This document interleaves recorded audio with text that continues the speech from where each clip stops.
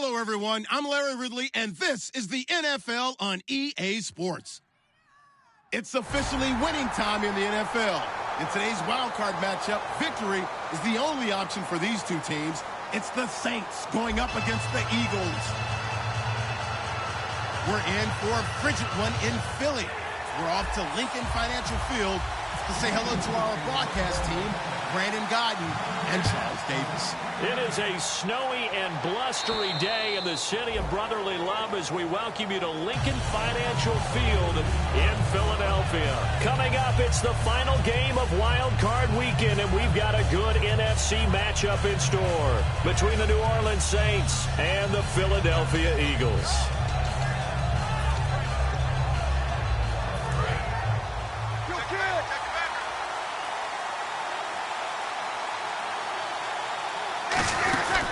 And the former Heisman winner, this is Mark Ingram. And not a whole lot doing there as he'll get it up to about the 28-yard line. Give him 3 on first down. It'll set up a 2nd and 7. And the quarterback, he's got some big threats at wideout. And they seem to get bigger all the time, don't they, Brandon? Every time I look out and watch a game, we're getting these bigger, more athletic, acrobatic receivers. We have some today. Now Breeze. And it's caught. Kobe Flainer. And they talked about how important the passing game was going to be against that defensive look.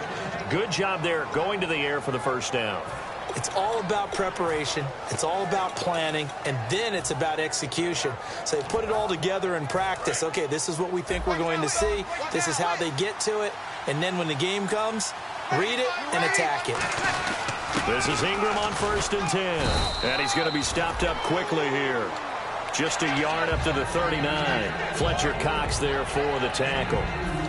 That's a good play by the guys on the defensive side of the ball. Held him to a gain of 2. And that changes the playbook a little bit now for the guy calling plays. 2nd and 8. Now he's got to probably think about going to the air instead of maybe staying with the ground game. They run. It's Mark Ingram. And he takes it past the 45 and down at the 46. And he's able to get most of what he needed on the carry there. 7 yards on the gain. And it's 3rd and 2 now.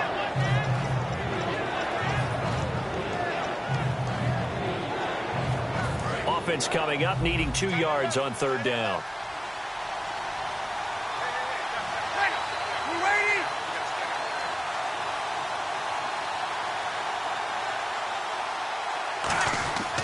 Breeze looking to throw on 3rd and 2. He throws and he hits the slant route to Thomas. Give him 11 yards that time and a new set of downs. And Brandon, from our time in college football, where receivers weren't running the traditional NFL route tree, one thing they did learn, find open areas, find soft spots, and set up and catch the ball. And I think we just saw that there. Yeah, we saw that indeed, picking up the first. It's hauled in by Brandon Cooks. A good pickup there, 8 yards on the first down completion. So there on that play, offensively, they ran the crossing route. Defense was in zone coverage, so as a former DB, how tough is it to defend that? It's really difficult because your natural inclination is to chase the receiver and maybe leave your zone. So you have to have discipline in order to talk to your other coverage guys and let him know that that receiver's crossing from your zone to the next zone. He's coming your way. Make sure you have him. And then when the ball is actually thrown, secure the tackle. When they're moving on crossing routes, if you miss a tackle, it usually results in a big play. That'll make it 4th down after a loss of 1.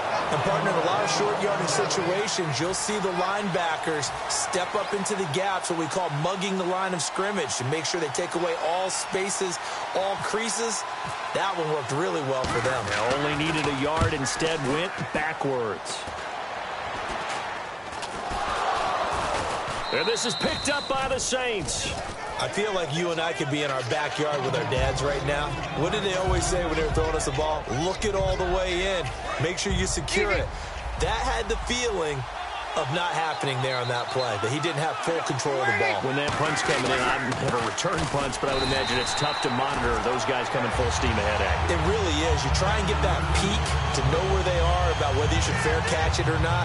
But sometimes you just have to have a sense, a feeling, and just have to make sure, number one, though, you catch the ball and put it away. They come up in an offset eye. Breeze to throw on 2nd down. And that one got tipped, kind of threw everything off. It brings up third.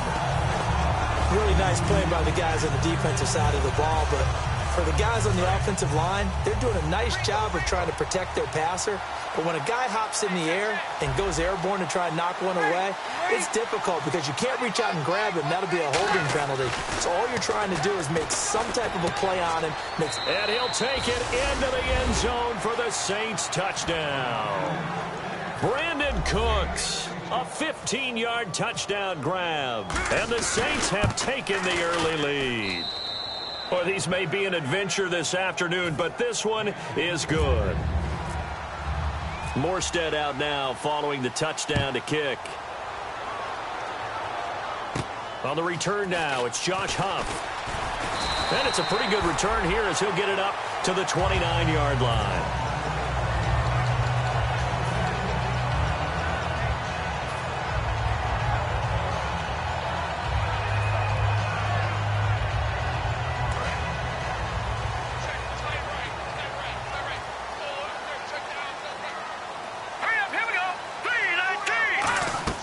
Wentz now on first down.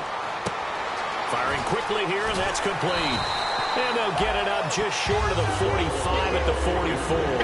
But we saw the practice film this week. They wanted to focus on these intermediate passing plays, and it paid off there. And they took that focus not just to the practice field, but in the film room to show the guys exactly what they wanted, what types of looks they should expect to get, and how they would beat those coverages each and every time, and it paid off on that play. That was not a completion that results in a highlight video. But at the same time, if you have those kind of completions all game long, eventually one of them might turn into a highlight. Wentz now to throw. Looking left side and completing it to Thomas. A really nice gain of 25 yards.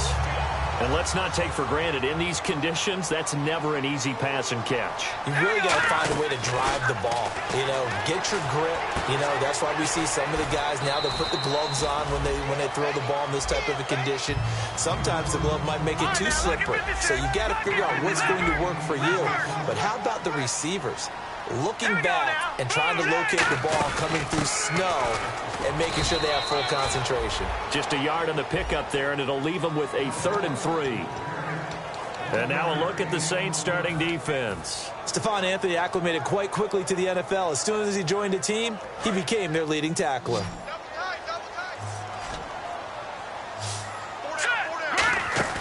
They fake the give. Now Wentz. And that's going to be caught for an Eagles touchdown. Their dangerous wide receiver. An 18-yard touchdown grab. And the Eagles are within an extra point of tying this thing up. It's good, and we're all tied at 7 apiece. So a tie ball game here as the kick's away. And this will not be returnable. It's out of the back of the end zone for a touchback. Out onto the field comes New Orleans. And they will simply, Charles, be looking to duplicate what they did last drive when they were able to push it in for 6. And they hope it'll be that easy, right? To be able to take exactly what happened before, replicate it. They may have to make a few additional changes along the way because I'm sure the defense will make some adjustments, but they've got to have great confidence having scored the last time out. It looked like they had something there, but I think that he was thinking about running with the football before he actually hauled it in, and that led to a big drop. They come up in an offset eye. Back to the air on 2nd down. It's Breeze. It's caught left side by Cooks. 8 yards on the completion, but now they face 3rd down.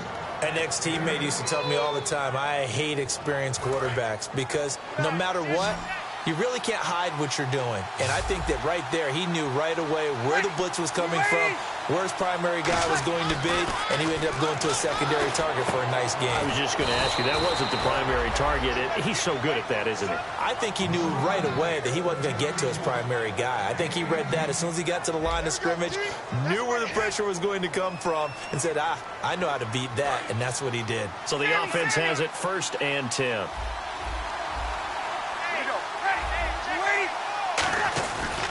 Breeze hands to Ingram. And he's brought down. The defense came out with a look that they had prepped for all week to attack. They took advantage, got the first down. And the key words in there, prepped for all week. They really studied them, understood their tendencies, knew what they liked to do, and prepared their game plan accordingly. And, boy, the payoff was good. Ingram again, a first down carry. And he's going to fight his way forward here for a modest gain. Yeah, give him 4 yards there. It'll be 2nd and 6. Not a run that you're going to write home about, but still a good first down run. That's what an offense calls staying on schedule. 3 to 4 yards on first down, you're set up very well for the rest of the drive. On 2nd down, Ingram. And some space here. And he cuts it out to the sideline. Give him 10 yards on that one, and that'll earn him a fresh set of downs. How many times do we say in this game that speed kills, and it does it in so many different ways? In this case, you got a back who's quick and shifty, can make moves, make people miss, but also gets to and through a hole before it can close down. That's some of the benefits of that speed, not just outrunning people in the secondary, and that led to a really nice game.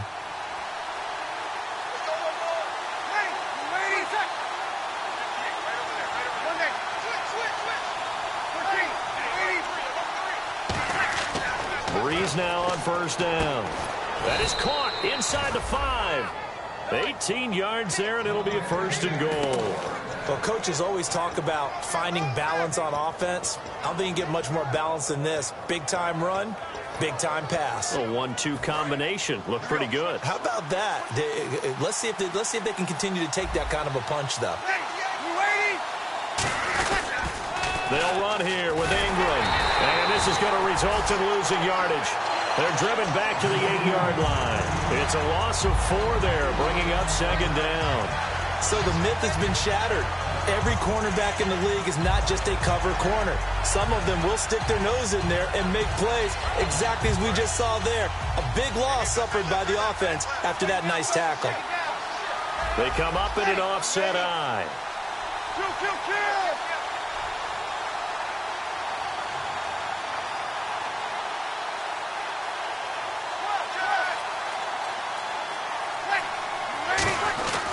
And again, it's Ingram. And he is into the end zone. Touchdown, New Orleans. Mark Ingram taking it in from 7 yards away. And the Saints have taken the lead. And there you go. Nothing really too complex. Block, keep to your assignments. Let them run it in. They did it. Fundamental football. Good blocking, beats good tackling on that play. End result, touchdown. And that'll carry over the back line of the end zone for a touchback. Philadelphia getting set to take the field. And that last drive, a long drive, but not just that. They had a great air attack going. Do they stick with that? I would think that they would, because if they were competent enough to do it on the last drive, starting backed up in their own territory, why would you change anything? They've got to be confident about what they're presenting and continue to do so. Yeah, because the secondary, they really look clueless. And that was amazing because that drive went and went, no adjustments, and no big plays by the defense to knock them.